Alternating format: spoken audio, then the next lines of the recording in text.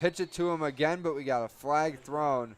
And that's another problem with Sweet Home Tim is sometimes they take a lot of penalties. Yeah, and it slows down their momentum. Yeah, exactly. The last thing you want to do is shoot yourself in the foot, especially when you have a good drive going, right?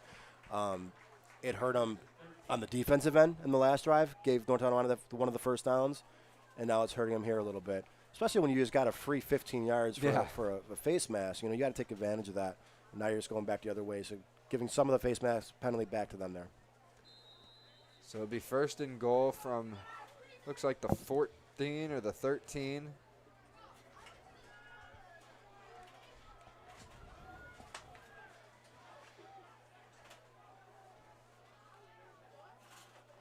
Dunstan puts one in motion. Still looks to throw, has plenty of time. He's got a man open in the corner of the end zone and connects.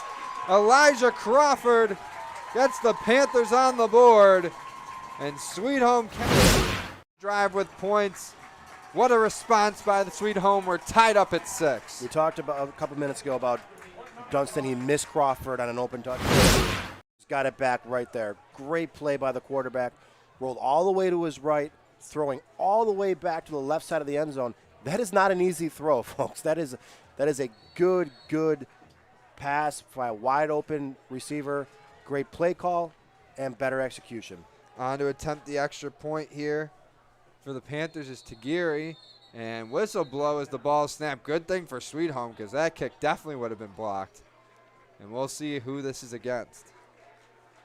It would have been blocked, but he was about 5 minutes early on the snap, so I think that's why it was going to be blocked. And this kicker for Sweet Home, Tadiwanashi Tajiri Jr., number 42. And now Panthers going to change some personnel. Maybe they go for 2 here, Tim, with the advancement of the ball.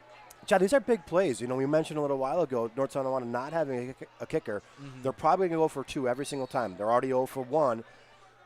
Extra points, you take them for granted sometimes. Yeah. But how many times you see a game come down to 1, 2 points, and it's just huge. And now you got a penalty that gives them half the distance to the goal, so you only need 1.5 yards to get 2 points instead of 1. It's kind of a big deal. So the Panthers call a timeout here. They're going to talk this thing over. Quick out of town, well, not really out of town, across town scoring update. CSP leading St. Mary's in a non-league matchup. This coming from Frank Wolf, 27-6. The Wolfpack on top with about 2 minutes till halftime. So that a big public versus private matchup. But like you said, big 2-point conversion coming up for Sweet Home Tim. Still midway second quarter here, but this big 2 points is, like you said, North Tonawanda. They put together another long drive before the end of halftime. This might be the only time Sweet Home has the ball the entire first half. If all things go well for North Tonawanda, yeah. So big play here. Looks like they are bringing their offense back on the field. So looks like they are at least lining up to go for 2. And the offense on the field. They've got Jared Harris in there. He's listed as a linebacker and a running back, but we haven't seen him on the offensive side yet. It's a big body, 205. We'll see if they give it to him in this goal line situation. They're going to give it to Harris. He looks to move the pile forward. Did he get across the plane? Officials are coming in. Did not. Short. And they do mark him short. That's a great hold by North Tonawanda there. Yeah. Sweet Home kind of goes to a old-fashioned wing type of offense. Give it to the big man trying to just plow in there. And a nice job by the defensive tackles for North Tonawanda to hold them to a 6-6 tie now.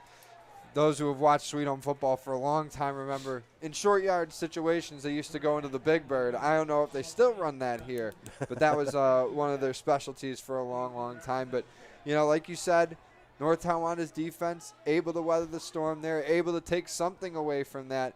They're able to keep it a tie game. Nice stand. Now we'll see the Panthers kick it off. And this defense, yes, they did have to be out there for the entire first quarter. But they had a nice break there. That was a good response by the offense. They cap it off with points, and they put together about a 4-minute drive. That's about as much as you can ask for if you're the Sweet Home coaches and their defense. I know we talked a lot about the drive for North Tonawanda. You know, if you change 2 plays, okay, Sweet Home got them to a 4th down twice. So you hold them on one of those, the play ends without any scores, and this whole game kind of feels a little different. So you got to try to build on little things like that. But how about the Sweet Home offense? Man, they have some athletes. I mean, starting you know, with Dunstan at quarterback, and Crawford at receiver and running back, he's all over the place. That's a fun offense. I mean, they are spreading those guys out, getting the ball to their athletes and letting them make some plays, to cap it off with a great touchdown pass by Dunston. Yeah, we haven't even seen Dyer Fleming yet. He's got 4 rushing touchdowns and almost 300 yards this year. Short kickoff for the Jacks.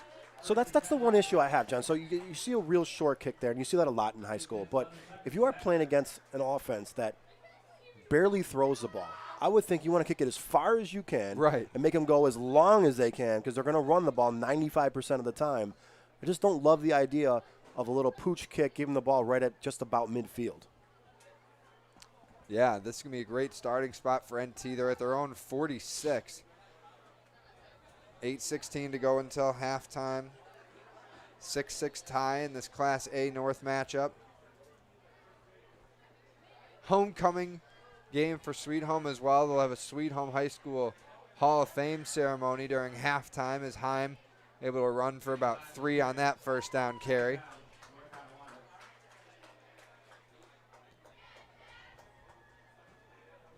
And a nice crowd here for Sweet Home North Tonawanda this afternoon as well. It's a fun weekend of football. I think most games are homecoming for a lot of games. I know I was at Grand Island Star Point. That was probably the biggest crowd of the football game I've seen in 5 years. Wow. I mean, it was just filled.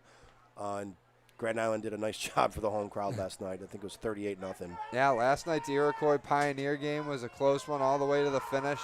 19-14, Iroquois bested Pioneer, and there's a lot of fans there, like I said. And we got a fumble at midfield. Heim lost it. And it looks like the Panthers recovered. So Sweet Home's defense comes up with a big play, Tim. Force a turnover, and they get the ball quickly back in the offense's hands. And we mentioned a couple minutes ago, momentum. Momentum in a high school football game is a huge thing. Sweet Home went down the field, scored after getting punched in the face, came right back and scored, and now a fumble at midfield, putting the Sweet Home offense back on the field. Big play there by the defense. Let's see if the offense can take advantage of it. And they're going to take over just inside NT territory at the Lumberjack 48. And that is a costly fumble from Sam Heim. Panther offense with momentum after that last touchdown, now looking to take their first lead. Empty backfield for Dunston. He'll look to throw, gets one off quick. He's got a man open, and he hits Crawford. Again, number 5 making a big catch. Moves Sweet to 30. Nice pass by Dunston. I got to be honest, they probably got a little lucky there because the